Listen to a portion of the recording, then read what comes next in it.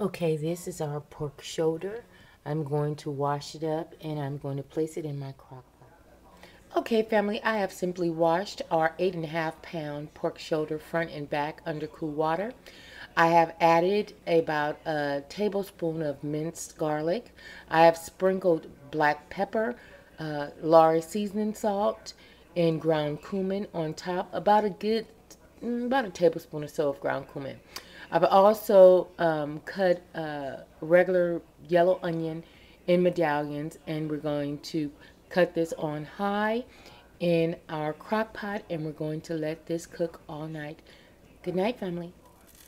Okay, this has been cooking all night. I covered it with tin foil because the shoulder was frozen and the lid wouldn't close all the way. So I had to do a little makeshift thing here to close it up. So you guys are seeing it as I see it, as I reveal it from being cooking all night. It's done. Let's get started. Okay, we have our corn husk. And what we're going to do is, for me, what I like to do is I like to go through them individually and kind of rinse them out and make sure that they're clean all through the, through the creases of them. Kind of go through them a little bit, just as you're like cleaning beans and such. And then we're going to soak these in warm water for about 10 minutes. Okay, our meat is now done, so we're going to remove it from the crock pot and we're going to place it in a bowl to debone it. Okay, I have simply taken it out of the crock pot. I have placed it in this large container here, that something big enough to accommodate it. And what we're going to do is we're simply going to take the back of this spoon spatula. I love this thing. I know, I call it a spoon spatula. Like a colander spoon spatula. I don't know. Anyway, so you're going to take this and you're going to just simply debone it. Remove the bone pieces from your meat. And then we're going to season it up. Okay, family, you see I have shredded this meat up, and what I did was I had to put my hands in it a little bit to kind of shred it up really, really good. But you want to make sure your hands are clean. Clean up under your nails, around your cuticles, especially when you're putting your hands inside of your food. You don't want to do that. So if you have a manicure brush, kind of keep that in your kitchen. And when you're cooking, you also always keep a clean field. Well, anyways, I have minced that up. And what I'm going to do now is I'm going to season it up a little bit more. These are quick tamales, so I'm using La Victoria a red chili sauce. Now, I also like, there's another one, that La Potato, no, I can't think of it right now, but they were out of it, and it was also at the display at the store.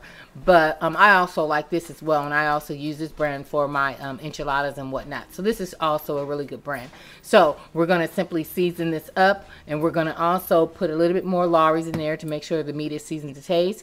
And we also have our ground cumin. Now, the thing with the olives, and it's like an old Spanish tradition, whereas you put an olive in the center of the center of a tamale, and it's supposed to bring prosperity, wealth, and good luck, and so many different things that it's supposed to be. So you would always want to place an olive in the center of your tamales. Let's get them going. Let's start on the masa. Let's go. Okay, I have seasoned it already to taste with black pepper, seasoning salt, and ground cumin. Now I'm going to simply add in the red chili sauce. Okay, I only had to put about a can and a half of this. You don't want it really, really soupy. I don't like it that way. I do like it moist, though, so that they won't be dry, because, of course, the masa is going to absorb a lot of that juice in there. But I also don't like it whereas the meat is so minced up to where you're not tasting meat as you bite into it. These are quick tamales, so we've already gotten the prepared masa, and what we're going to do is simply add a little bit of the pot liquor from our pork shoulder to add in this, just to kind of loosen it up a little bit, because we don't want it really dry.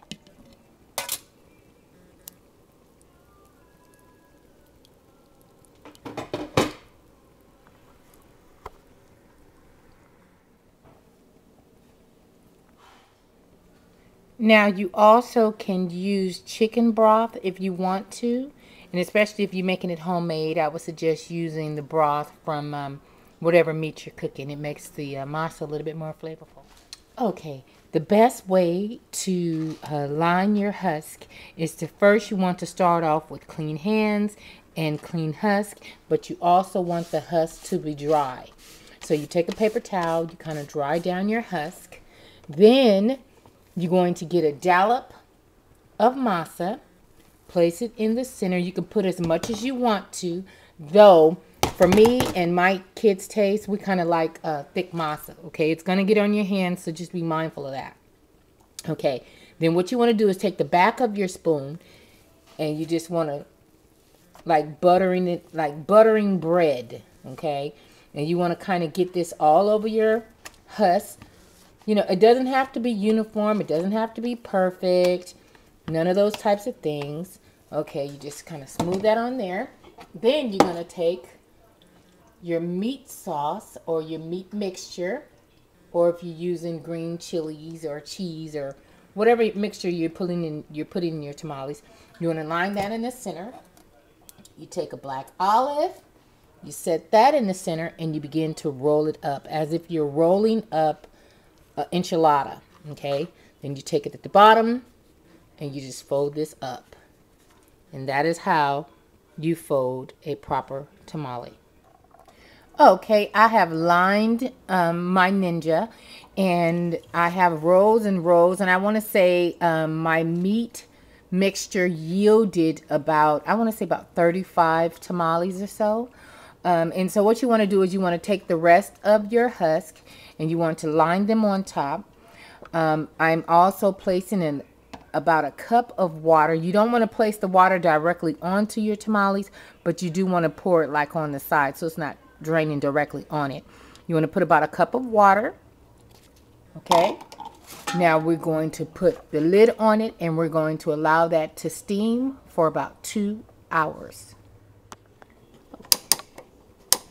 We're putting that on steam at 350. We're going to allow it to cook for about 2 hours. Now, if you do not have a Ninja cooking system, you can also use a tamale pot or stock pot or any deep pot that you use. Simply take a hand towel and you would fold it up. You would wet it and have it really, really sobby. You would put it at the bottom of it. And then you would line your pot pan or your roaster oven. You would line it with your tamales, put a wet towel on top, and then it can also steam that way as well.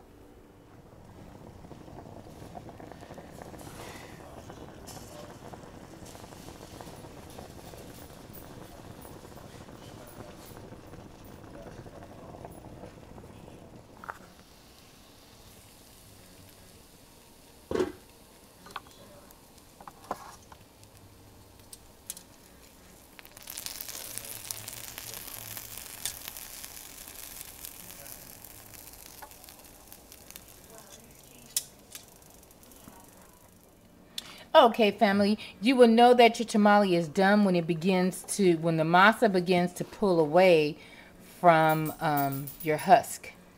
So as you can see that this is now done, as you guys can see. Family, it was so good I have to go and drop some off to a friend. These are so good. I just had to come back in again and chime in because I know it was kind of brief when I cut it off, but oh my God, the taste of these are so good. I mean, they're very, very simple. As you guys can see, this is something that you can make in a day. I simply cooked the meat last night, put it in the crock pot, and put them together today. So, hey, it is easy. A 1, 2, 3 situation, family. I love you guys. I love you guys for watching, and you guys have a very, very happy holiday. Feliz Navidad.